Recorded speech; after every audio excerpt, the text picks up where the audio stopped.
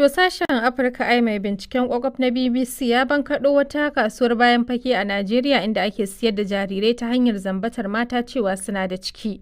Matan da ke neman haihuwa ido rufe na biyan ɗaruruwan daloli na maganin da ake ba su tabbacin zai sanya su samu ciki bayan sun sha. Yayin da daga bisani ake nuna masu cewa sun samu cikin, wanda a wasu lokutan sukan ɗauki shekaru suna renon cikin. Daga bisani akan sayi jariri a bayar ga matar da take ganin ta haihu ne.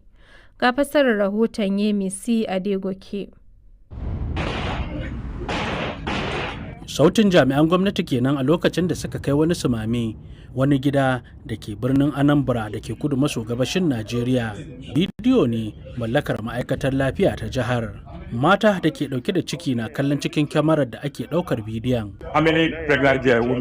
Wajen yana yanayi da matsakaicin asibiti na duba marasa lafiya. Wuri ne da ake yaudarar mata cewa suna ɗauke da ciki tare da basu magunguna har zuwa lokacin da cikin ya girma. Abu ne da ba kasafai ake samu ba, sai dai a nan ana iya bayyana shi da wani abu na daban. Abu ne da ya juye zuwa salon zamba, inda masu yin harkar suka mayar da ita babbar sana'a ta damfarar matan, su yaudare su da cewa suna da ciki alhalin babu shi. Akan kai matan wake kusa da inda ake ajiye su. Ɗaya daga cikinsu ta amince ta yi mana magana, amma da sharaɗin ba za mu ambaci sunanta ba, sannan kuma za mu sauya muryarta. They said that after delivery. Haka suka faɗa mana bayan mun haihu cewa idan na haihu za su bani kuɗi. Kamar nawa suka ce za su baki? 800,000. Naira 800,000 suka ce za su bani. Kina da na sanin matakin da kika ɗauka wanda ya jefa ki cikin wannan hali da kika tsinci kanki? I am still confused. Har yanzu ni a firgice nake. Zubar da ciki dai babban laifi ne a Najeriya, inda wacce ta zubar ka iya fuskantar ɗaurin shekaru 7 a gidan yari. Ya halatta ne kawai a zub da ciki a Najeriya idan rayuwar wadda ke da shi na cikin haɗari. Some of these girls wouldn't want their parents to know. Waɗannan matan ba sa son iyayensu su san cewar suna da ciki. Bayan sun haihu ana ba su kuɗi. Ife Obinabo ita ce kwamishiniyar mata a jihar Anambra. Crypto pregnancy cannot exist without child trafficking. Masu sana'ar yaudarar matan suna faɗa musu cewar suna da ciki alhalin ba su da shi, kuma ba za a raba su da fataucin bil'adama ba. Dukan wanda ya ce maka za ka samu ciki ta wannan hanyar ƙarya ce tsagwaranta. Za a baka ɗan wani ko wata ne wanda aka yi fataucinsa. Abokan aikina da ke Legas, Chiyogozi da Iberi sun sake gano makamancin wannan waje, shi ma dai a can jihar ta Anambra. Wata kyamarar sirri ta nuna yadda gwamman mata ke tsaye suna jira a gaban wani ƙaramin otal. Murna da shawar farin ciki ya cika ɗakin da ake duba marasa lafiya bayan da aka sanar da wata cewar tana da ciki. Sun haɗu da wata mata da take kiran kanta da Dr. Ruth. Da dalarka 200 za ta miƙa maka jakar wasu magunguna da ba a yi bayanin yadda za a amfani da su ba a jikinta, wadda take cewar shine zai iya sa Iberi ta samu ciki. Bayan mako 4 da Iberi ta koma, abin mamaki ya auku. Ta yi da'awar cewar Iberi na da ciki, amma ƙarya ne. Iberi ta yi gwajin ciki a asibiti kuma ya nuna cewar ba ta da shi.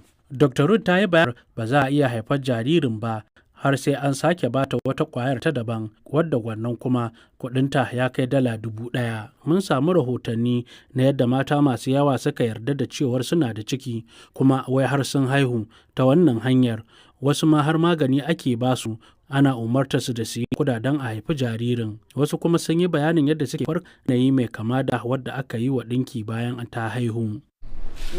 Miraculous break. I'm telling you. Ai haihuwa ce ta ban mamaki. Na yi ta, shi yasa nake faɗa miki. Idan muka koma wajen kwamishiniyar mata ta jihar Anambra kuwa, wani jariri ya zama dalilin wata takaddama da ba a saba ganin irin ta ba. I'm the one that carried it. Nobody carried it for me. Ni na ɗauke shi, babu wanda ya ɗaukar min shi. Na san irin shiga matsina na mace har ta kai ga na same shi. Wannan mata ta samu jariri ne ta wannan hanyar yaudara da ake yi musu na cewar tana da ciki alhali ba ta da shi. Kuma a wancan asibiti dai da aka kai su mame a cikin watan Fabrairun da ya gabata. Kin yi gwajin ƙwayar halitta? Sun ce ga gwajin bai zo ɗaya ba. kuma sun zai ɗauki lokaci ba. And you believe this cock and bull story? Da abin da suka faɗa miki na wannan labarin na ƙanzan kurege? Da abin da suka faɗa miki don fara ce. Tsawon wannan lokaci dai da ake ta wannan batu na kasa ɗauke idona daga kan jaririn. An sha ni, ban san me mutumin yake ba a wajen. Na je asibiti kamar yadda kowa ke zuwa. Kwamishiniyar ta yi ƙoƙarin fahimtar da ma'auratan cewar idan har iyayen jaririn na ainihi suka zo karɓar kayansu tilas su ba su ɗansu su haƙura. Akwai dai ɗaruruwan mata masu yawa da saninsu ko a bisa rashin sani da suke faɗawa hannun irin waɗannan 'yan damfara na ƙaryar ɗaukar ciki a Najeriya da ke ƙara haɓaka kasuwar siyar da jarirai a taɓoyayyar hanya. BBC dai ta yi ƙoƙarin jin ta bakin Dr. Ruth don mayar da martani kan waɗannan zarge-zarge, sai dai babu wani martani da muka samu daga gare ta. A gaida Kaji da fassarar rahoton Adegoke. To yanzu karfe 8 ne saura minti 16.